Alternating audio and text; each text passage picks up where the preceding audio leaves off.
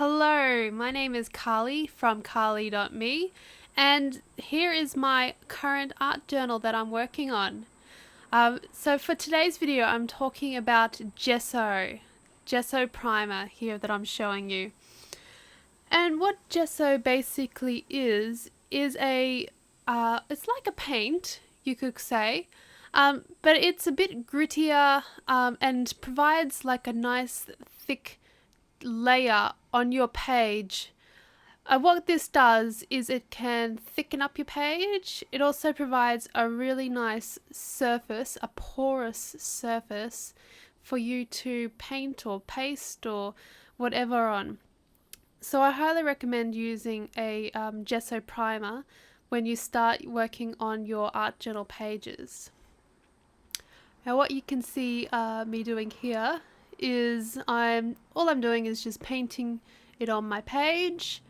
This is one of my new journals that I've just started working on. It was a old Vogue book from the late 70s, and I really like using secondhand books as my art journals because I feel like these old poor books are getting a new lease on life. They're getting reloved. For me, it's actually also cheaper to buy secondhand books than it is to buy real nice quality art journals. A lot of the art journals here, well, of course they're expensive. The cheaper ones have thinner paper because they're more for sketching than mixed media. So I find it easier to buy books that have thicker pages and stitched binding, which I really prefer over the ring bound that a lot of art journals are.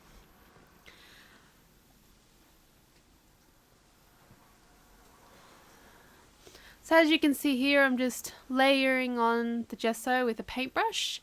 I'm not even using any water or anything. You can use water if you want to thin it down a bit. I don't normally use water when I'm applying my gesso. I like it thick. Sometimes I'll just do one layer, and as you can see with my gesso, if you just do one layer, some of the text from the page shows through, and I quite like that.